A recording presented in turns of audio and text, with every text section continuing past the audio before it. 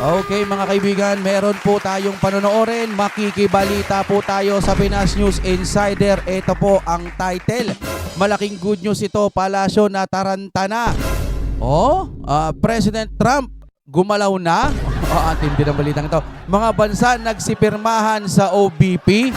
Yan, ito yung mga napanood nating mga video para nakikipag-collaboration po sila sa mga leader din ng ibang bansa. Hindi naman presidente siguro, pero yung kay Biden, kay Trump malalaman ho natin mga kapatid. Kung trip nyo na may kasamang reaction video habang nanonood tayo at tignan na rin natin kung gaano ito katotoo, tara na, simulan na po natin. Maraming salamat po, Pinas News Insider, sa isang balitang aming panonoorin. At ang bidyong ito ay atid sa inyo ng Fiber ni Juan, mga kapatid, nandiyan dyan sa ilalim ko. Kapag wala ho kayong internet at babagal-bagal ang internet nyo, magpalit na kayo, baka available na sa inyong lugar. Nandiyan po ang contact number. Simulan na po natin ang panonood. Ito ang balita ngayon, viral at pinag-uusapan ngayon sa mundo ng social media. Ang di umano'y balita. Ito ang balitang dapat malaman ng taong bayan. Balitang hindi pinalabas ng bayarang media. Patuloy ang pamamayagpag ng Agila. Vice President Sara Duterte hindi na mapipigilan pa. Sana namang patunay na sa kabila ng samut-saring pangbabatikos sa Office of the Vice President, patuloy pa rin ang tiwala ng mga taga-ibang bansa sa kakayahan ni Vice President Sara Duterte. Alam nyo, nakita ko to, no? Yung nakikipagkamayan siya sa ibang bansa. Sinasabi dito sa balita na may mga pinirmahan sila na collaboration na para pagandahin ang Pilipinas at nung bansa po nila. Ewan ko kung anong klaseng sanib puwersa. Sa kabila po ng mga nangyayaring mga ganyan, bakit nagtitiwala pa rin po yung mga taga-ibang bansa? Siyempre, bago ka pumasok dyan, dapat uunahin mong makipag-usap sa presidente. Wala naman po tayong nakikitang ganong mga balita. Sa vice president po sila nakikipagkamay or nakikipag-usap o kung ano man ang pwede nilang pag-usapan dyan. Di ba kapag ka nasa ibang bansa ka o taga-ibang bansa ka, aalamin mo kung karapat dapat ba itong babaitang vice president na to.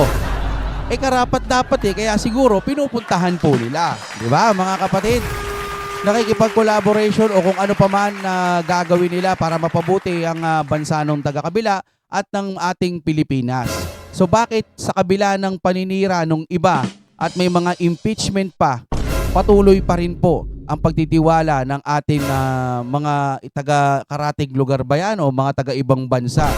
Sabihin na natin itong mga time na to mukhang hindi pa naihahain itong impeachment, pero gumugulong na rin nun yung pinag-uusapan nila yung confidential fund na magpasa hanggang ngayon hindi pa rin kayang makasuhan o talagang mapayuko itong si BP Sara. Talagang hanggang ngayon hinahanap pa rin natin nasan na yung ikakaso. Ito na nga yung impeachment. Talagang gusto na ho nilang ituloy, di ba? Pagpatuloy na lang natin to mga kapatid. Maraming salamat sa panonood. Kung umabot kayo rito, palike po ng ating video. Tuloy-tuloy na natin. Maraming salamat. Kaya sila pa mismo ang nag-courtesy call dito. United Kingdom of Great Britain and Northern Ireland Ambassador His Excellency Laurie Nicole Stephanie Bufels bumisita mismo at suportado ang Office of the Vice President. Pero bago ang lahat, kung bago ka pa lamang sa aming channel, please huwag kalimutang mag-like, subscribe at i-click ang notification bell para mas maging updated ka pa lalo sa lahat pa ng bagong video na i-upload namin. At eto na nga mga kababayan, batid ng lahat ang tila patindi ng patindi ang di umano'y paninira ng ilang kawani ni House Speaker Martin Romualdez kay Vice President Sara Duterte. Ngunit sa kabila nito ay patuloy pa rin ang tiwala ng mga lider ng ibang bansa sa kakayahan ng Vice President Sara Duterte. Kaya sila pa mismo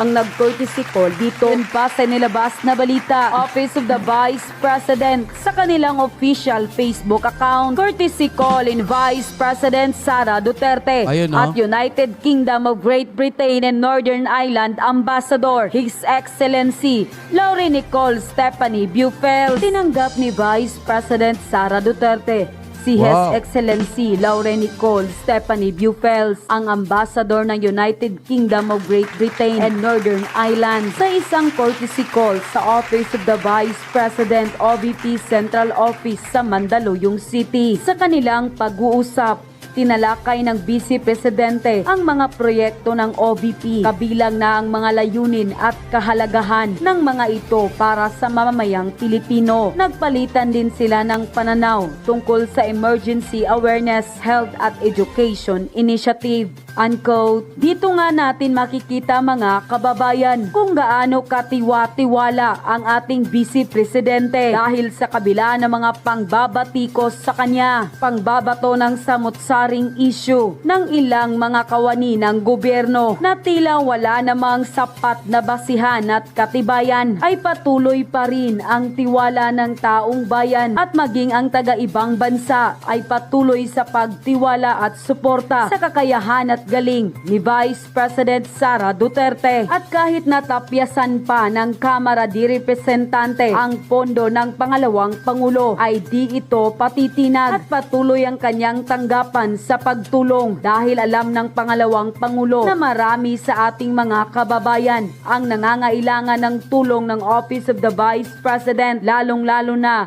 ang mga kababayan nating nahihirapan. Umani naman ang suporta sa taong bayan ang pangalawang Pangulo dahil sa kabila ng lahat ng tila pang-aapi at mga di umano'y kabulastugan na ginagawa ng gobyerno ngayon sa Office of the Vice President, ay patuloy pa rin ito sa pagtupad ng kanyang sinumpaang tungkulin. At ayon pa sa kanila, ganyan lang kasimple magserbisyo ng bayan at tao si VP Sara. Binibisita ng mga dayuhang opisyal para mag-share ng thoughts and ideas for the good of the people in their respective countries. Tatak Duterte, Bisaya pero gihigugmas sa mga tao. Yan ang senyales na kasubaybay ang mga bansa kung anong nangyayari. Hindi maganda sa bansang Pilipinas. Alam nila kung sino ang pinagkakatiwalaan nila sa mga namumuno ng bansa natin. Yung VP natin na pilit nilang pababain, inakusahan, sinisiraan na walang totoong basihan dahil malaki ang inggit nila. Hindi sila masaya dahil alam nila na di nila kayang tapatan ang isang Inday Sara Duterte na suportado ng karamihang Pilipino at nagtratrabaho ng tapat, mahusay para sa kapakanan nating mga Pilipino at sa bayan. Baka nagtataka na yung ilan kung bakit parami ng parami ang courtesy call ng mga ambassador ng iba't ibang bansa. Para sa mga Talyanista, natutunugan na ng iba't ibang bansa na hindi na yata katiwa-tiwala ang Pangulo. Buti pa yang mga dayuhan may tiwala sa VP natin. Pero ang ibang Pilipino, puro politika ang inaatupag. That is the best performance of VP ngayon. Saan ang paninira nyo kay VP ha? Yan, makikita nyo ang taas ng tiwala ng ibang bansa kay Madam Vice President. Habang ang mga Congress busy sa paninira at paggawa ng kaso against VP Sara. Dito naman sa OVP, busy silang makipag-negotiate sa mga liderato ng ibang bansa para may maitulong sa ating mamayang Pilipino. Hashtag Duterte all the way. Unquote. Good news po ang pag-usapan natin ngayon para kay Pangulong Duterte, yung laban niya kontra sa ICC. Nako, ang kanyang kaibigan na si President-elect Donald Trump gumalaw na para tulungan ang kanyang mga alyadong bansa o alyadong leaders, mga kaibigan niya, specifically Israel, Russia, and of course PRRD dahil magkaibigan sila eh. Okay, ito sa news ng GNS. I think itang Israeli news media outlet ito. Trump administration plans crippling sanctions on ICC. Okay, basahin ko ha. President-elect Donald Trump plans to implement devastating sanctions against the International Criminal Court immediately after taking office. Sources close to the matter disclosed to Israel Hayom. Itong newspaper na binabasa ko, Israel Hayom. These executive orders could be unveiled as soon as January 21. So mag-inaugurate, take out si President Trump January 20. January 21, meron ng executive order sanctioning ICC. So anong klaseng sanction? Okay. The sanction package will target both individual ICC personnel, including judges and prosecutors, and the institution as a whole. Okay? So, grabe, no? Ang mga judges, prosecutor, may sanksyon. And then, yung ICC as a whole, may sanksyon. So, anong klaseng sanksyon? The administration intends to classify the ICC as an organization threatening U.S. interest. Kalaban ng U.S. government ang ICC. Yan ang ilalagay sa executive order. Employing designation procedures similar to those used by the State Department for terrorist organizations globally. Parang makonsider na terrorist organization ang ICC nito. This designation will trigger severe restrictions on anyone involved with the court's operation. Kagaya itong CPP, NP, NDF dito sa Pilipinas, na-designate na terror organization. Kaya hirap na hirap sila sa pagkuha ng pundo kasi yung mga bank operations hindi pwedeng mag-transfer ng pera sa CPP, NP, NDF. Ganyan din itong ICC ngayon. I-declare ng US na kalaban. Nako, ang mga bangko ayaw nang makipag-cooperate sa ICC. Yun na, itong sinasabi ko, pasahin ko.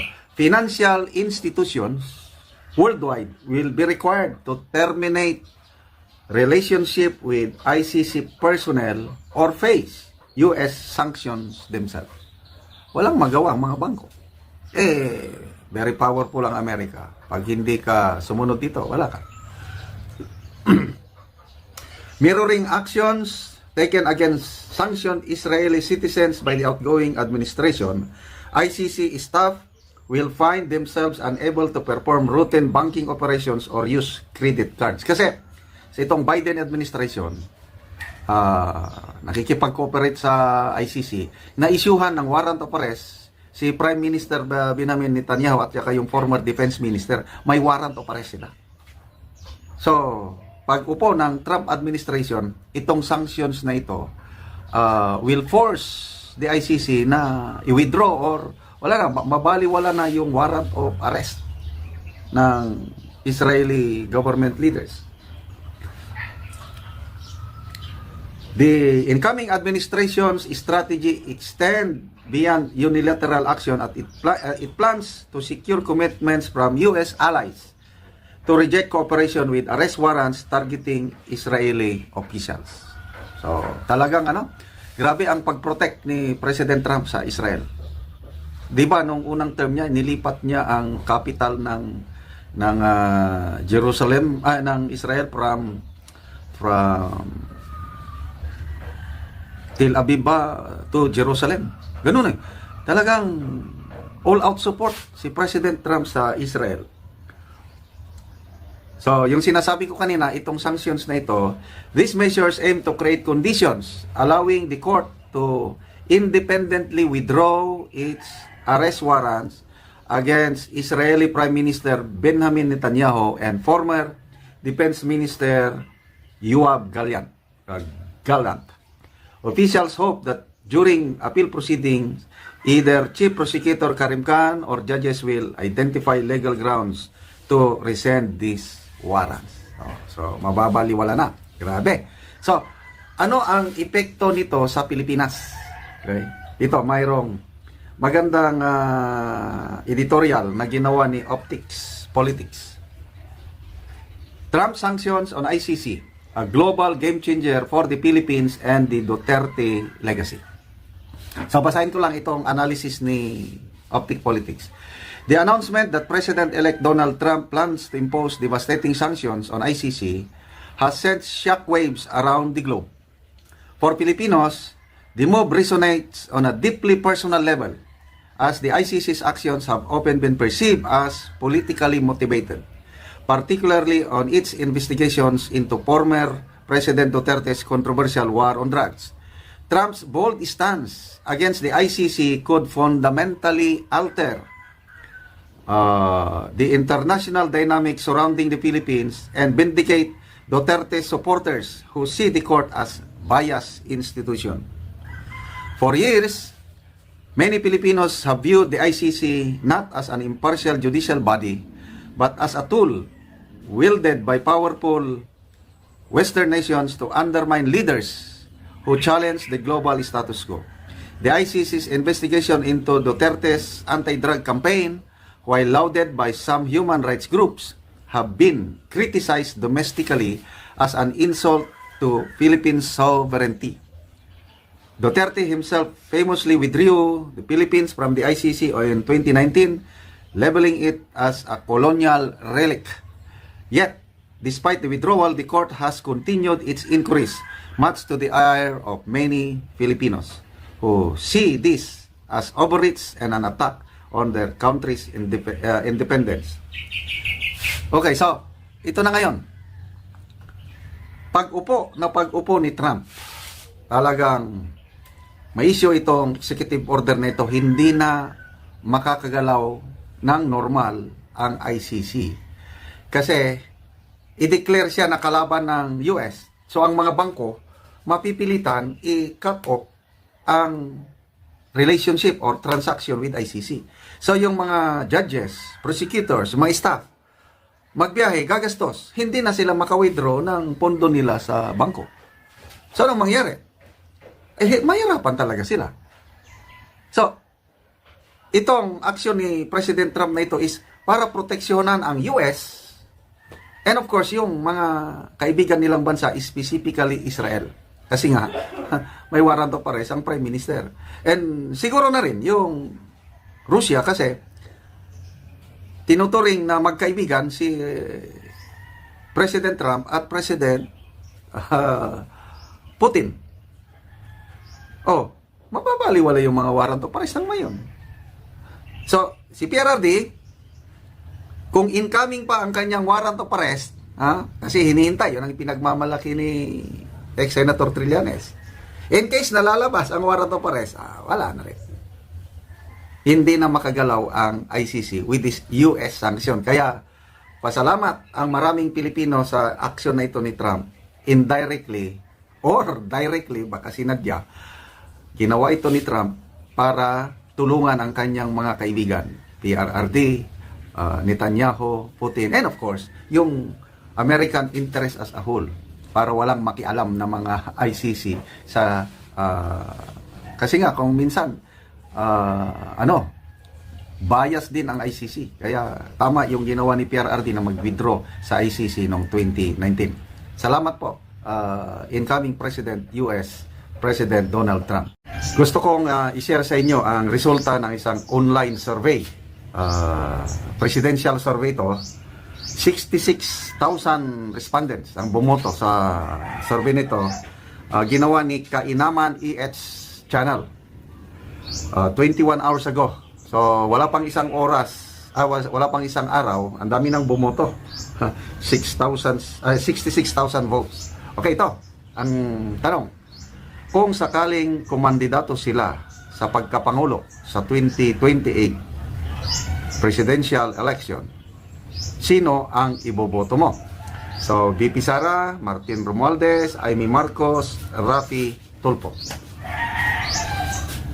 So, ito po ang resulta. Unahin natin. Raffy Tulfo, 5%. Amy Marcos, 2%. Martin Romualdez, 2%. VP Inday Sara Duterte, 91%. Grabe. Halos 9 out of 10 respondents of voters pumili kay VP Sara. Magbasa tayo sa mga comments. Dominic Tulipas. Kung ako lang po masunod, ang gusto ko ngayon na maging Pangulo si VP Sara Duterte kasi po matagal pa ang 2028. Marami na mga nangyayari. Si Lorna Ferguson, VP Sara is the best president ever. Si Cambalso Brimonte, noon gusto ko maging Pangulo kahit sino man sa mga Tulfo. Dahil tumutulong naman talaga sila sa mga inapi at nangangailangan. Pero mula nung kinain nila yung sarili nilang mga salita, nang dahil sa politika nawala na ang bilib ko sa kanila. Una, nung sinabi nila na hindi sila tatakbo sa kahit anong posisyon. Dahil sabi nga nila, pwede naman daw tumulong kahit hindi publiko. Pangalawa, sabi nila ayaw nila sa political dynasty. Dahil kapag daw pamilya ang nasa posisyon, sigurado daw wala gagawin yan kundi mangurakot. Pero ano nangyari?